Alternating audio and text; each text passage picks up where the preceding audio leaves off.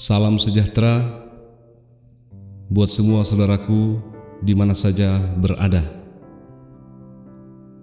Marilah senantiasa kita menaikkan puji dan syukur kepada Tuhan Yesus atas segala perkara yang dibuatnya dalam kehidupan kita masing-masing.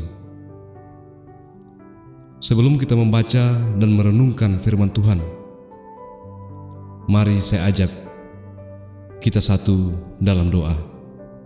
Kita berdoa. Ya Allah, Bapa kami di surga, kami bersyukur jika sampai saat ini penyertaan-Mu senantiasa kami rasakan.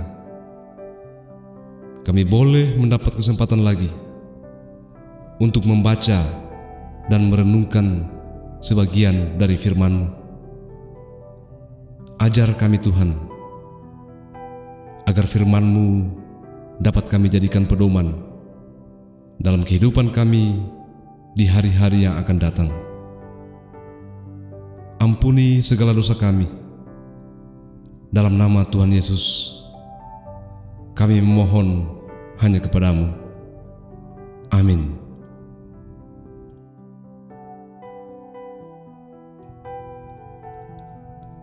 Satu bagian Alkitab yang akan kita baca dan renungkan pada saat ini terambil dari Ratapan 3 ayatnya yang ke-21.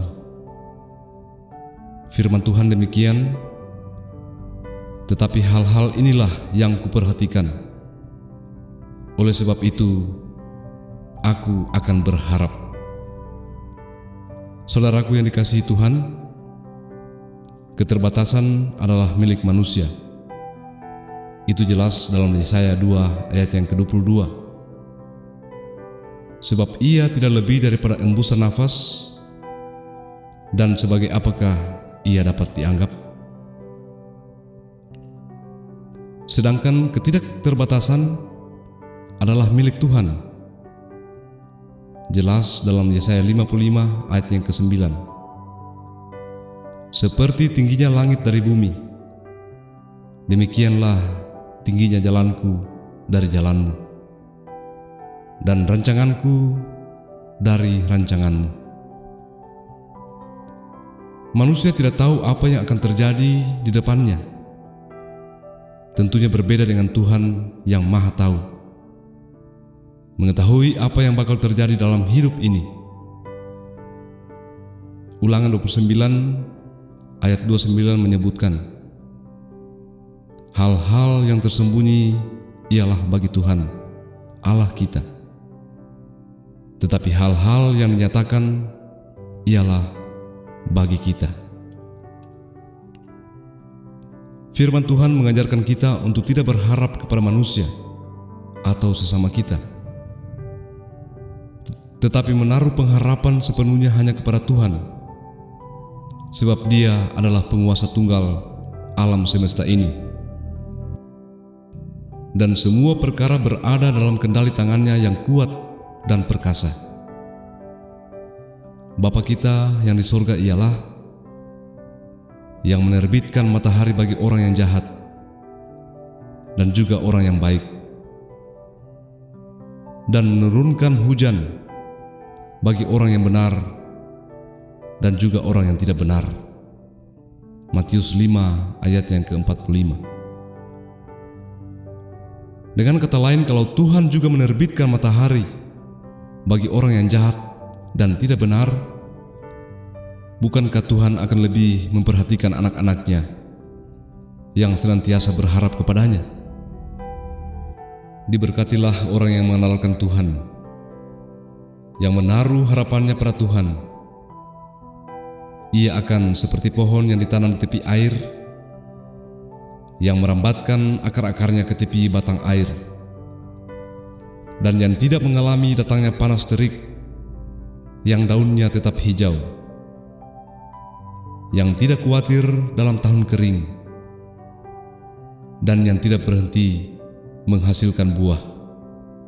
Yeremia 17 ayat 7-8. Semakin banyak orang tergoncang oleh karena mendengar dan melihat keadaan ekonomi dunia yang semakin memburuk. Belum lagi wabah penyakit yang kembali terus melanda kita. Dunia boleh mengalami krisis, tetapi orang percaya tidak perlu takut, sebab kita menerima kerajaan yang tidak tergoncangkan. Saudaraku yang dikasihi Tuhan, dalam segala sesuatu yang kita kerjakan, Tuhan adalah jaminan kita. Asal kita percaya dan mempercayakan hidup hanya kepadanya. Serahkanlah hidupmu kepada Tuhan dan percayalah kepadanya, dan Ia akan bertindak. Bagi orang percaya, masa depan sungguh ada dan harapanmu tidak akan hilang. Masa depan sungguh ada dan harapanmu tidak akan hilang. Amsal 23 ayatnya yang ke-18. Amin. Saudara yang dikasihi Tuhan, setelah kita merenungkan firman Tuhan, mari sekali lagi kita satu dalam doa. Kita berdoa. Terpujilah namamu ya Allah Bapa di surga. Jikalau pada kesempatan saat ini Engkau kembali mengajarkan kepada kami semua bahwa kami harus tetap berharap hanya kepada Tuhan.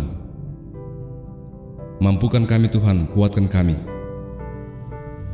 agar firman yang kami baca ini dapat kami menjadikan sebagai pedoman di hari-hari kami yang akan datang. Mengampuni kami dari setiap salah dan dosa kami Tuhan, agar kami semua tetap layak menjadi anak-anak kekasih-Mu. Dalam nama Tuhan Yesus, kami berdoa hanya kepada-Mu. Amin.